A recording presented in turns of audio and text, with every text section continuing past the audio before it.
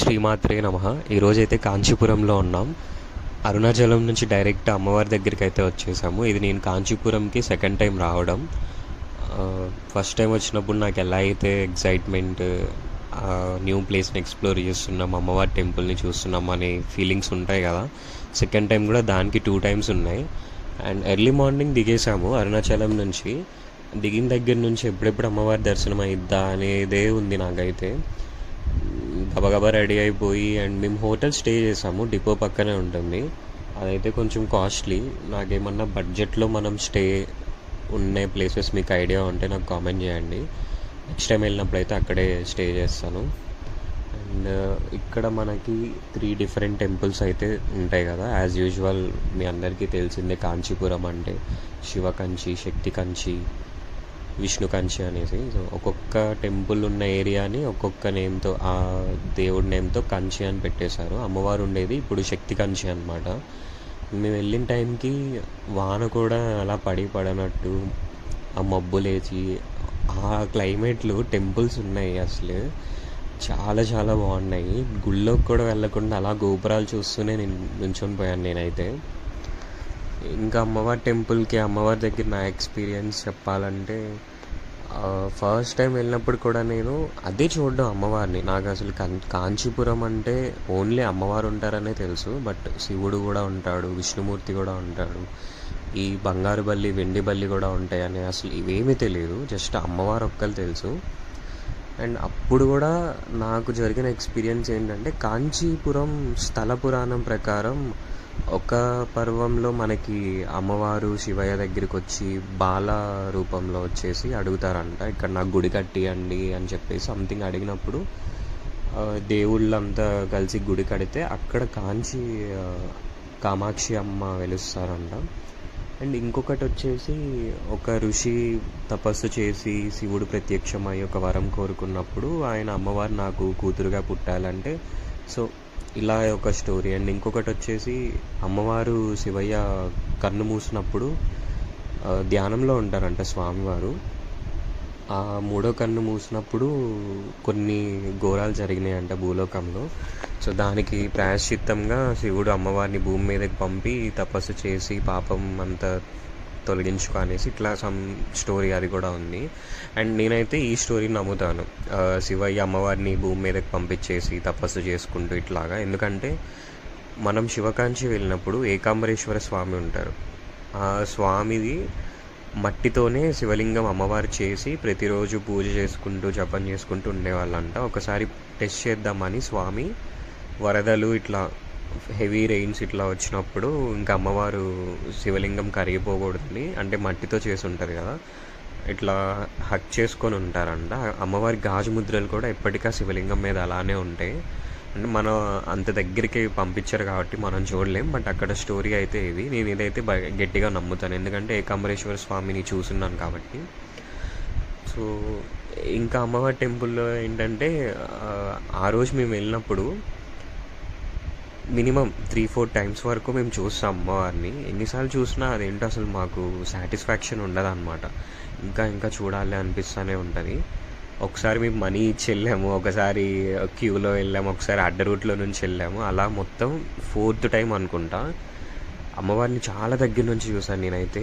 ఇంకా వెళ్దామని కూడా మళ్ళీ వెనక్కి వచ్చి, నాకు అసలు వెళ్ళబుద్ధి కావట్లేదు, అలా నుంచొని దండం పెట్టుకుంటా ఉన్నాను. సడన్గా గుళ్ళో ఏంటంటే అర్చకులు అమ్మవారిని మనం దర్శనం చేసుకున్నాక కుంకుమ వేస్తారు, అది జస్ట్ మనకి చేతిలో వేస్తారు.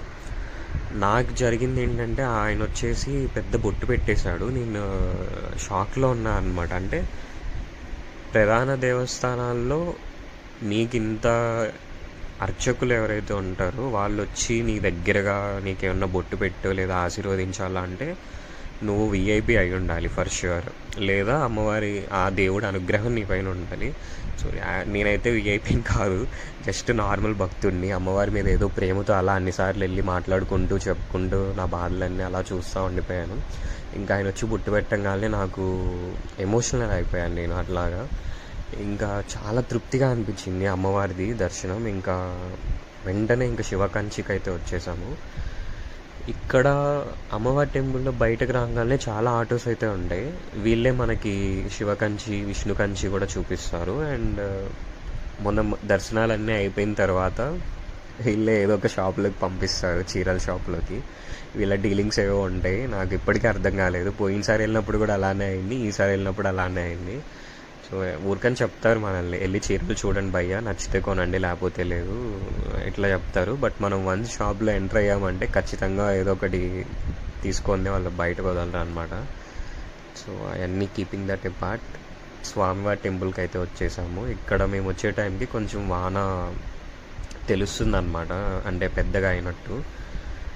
అసలు టెంపుల్లోకి వెళ్ళంగానే మనం కొంచెం నడవాల్సి వస్తుంది, మట్టి రోడ్లు అవన్నీ చూసి. మెయిన్ గోపురం చాలా దూరంగా ఉంటుంది టెంపుల్కి. ఇంకా అసలు లోపలికి రాగానే ఆ కొలను ఒకటి ఉంటుంది. ఆ తుప్పర్లలో ఆ కొలను చూసుకుంటూ ఈ టెంపుల్ సరౌండింగ్స్ అన్నీ నాకైతే చాలా బాగా నచ్చేసింది. ఎప్పుడో కట్టిన టెంపుల్స్ కదా, చాలా బాగున్నాయి. అసలు రీమోడలింగ్ చేయకపోయినా కూడా ఇవి ఎంత బాగున్నాయి అసలు. ఇంకా ఇక్కడే మనకి ఏకాంబరేశ్వర స్వామి ఉంటారు, ఆయన కూడా శివయ్యనే.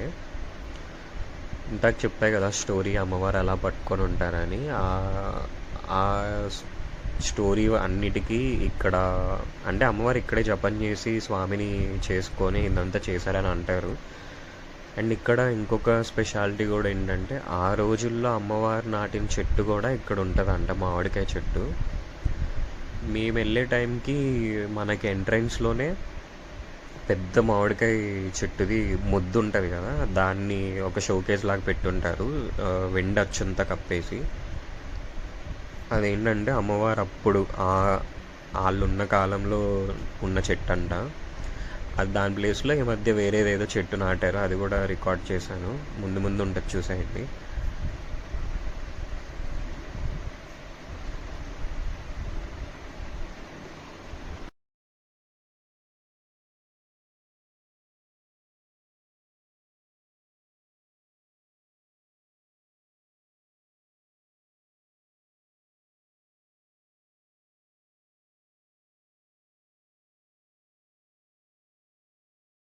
ఇంకో ఇంట్రెస్టింగ్ థింగ్ ఏంటంటే, ఇక్కడ స్థల పురాణాలన్నీ మనకు ఒక ఇమేజ్, ఒక పెయింటింగ్ రూపంలో వీళ్ళు దేవుడి అంత ఆకారాలన్నీ నీట్గా చెక్కుంటారు అనమాట. కొన్ని చోట్ల పెయింటింగ్స్ ఉంటాయి, కొన్ని చోట్ల వాళ్ళు ఇది చెక్కు ఉంటారు. ఆ ఇమేజెస్ చూసినా కూడా స్టోరీ మనకి ఈజీగా అర్థమైపోతుంది. అండ్ గుడి లోపల మాకు స్వామి దర్శనం అయిన తర్వాత చుట్టూ అంతా చూస్తాం కదా. ఇక్కడ నేను చూస్తున్నప్పుడు వీళ్ళెవరు 62 మెంబర్స్ ఎంతో ఉంటారంట. వీళ్ళందరూ శివభక్తులే. శివోహం అయ్యి ఇంత గొప్ప అదృష్టాన్ని పొందారు వాళ్ళంతా.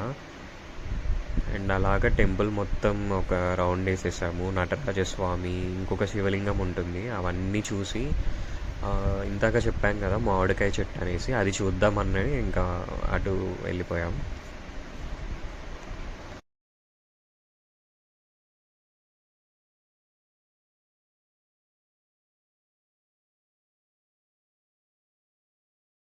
ఇక్కడ కనిపిస్తుంది కదా, ఇదే ఆ మామిడికాయ చెట్టు అనమాట. అంటే అమ్మవారు నిజంగా నాటారని నమ్ముతారు. బట్ అమ్మవారు నాటింది అయితే మనకి షోకేస్లోనే ఉంటుంది, స్టార్టింగ్లోనే చూడొచ్చు మనం క్యూలో నుంచున్నప్పుడు. అసలు రెయిన్ చూసారా, ఇవన్నీ నాకంతా ఒక సినిమాటిక్ ఎక్స్పీరియన్స్లా ఉంది. ఆ వాన, గుళ్ళో గోపురాలు అంతా ఒక ఓల్డ్ వింటేజ్ మూవీలో ఉన్న ఫీలింగ్ అయితే వచ్చేసింది నాకు.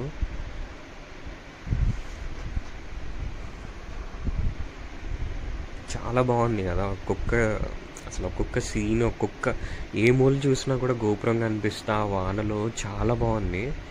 మ్యాక్సిమం నాకు తోచినంత వరకు నేను క్యాప్చర్ చేసేసాను. అండ్ ఇక్కడ ఈ చెట్టుకైతే ఉయ్యాలలు కూడా కడుతున్నారు, పిల్లలు లేని వాళ్ళు సంతానం కోసం అనేసి. అక్కడ గుళ్ళో పంతులు గారు కూడా ఉంటారు, అమ్మవారు శివయ్య వాళ్ళ విగ్రహ రూపాలు ఉంటాయి.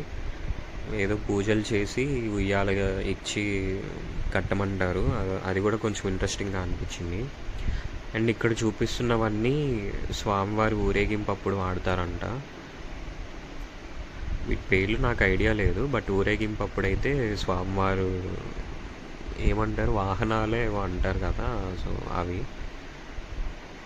అండ్ ఇంకోటి గుర్రాలు కూడా ఉన్నాయి ఇక్కడ. గుర్రాలు ఆ, నా ఫోన్లో అంత క్యాప్చర్ అవ్వలేదు, బట్ మీరు క్లియర్గా చూస్తే గుర్రాలు కూడా కనిపిస్తాయి ఈ కొలం దగ్గరే.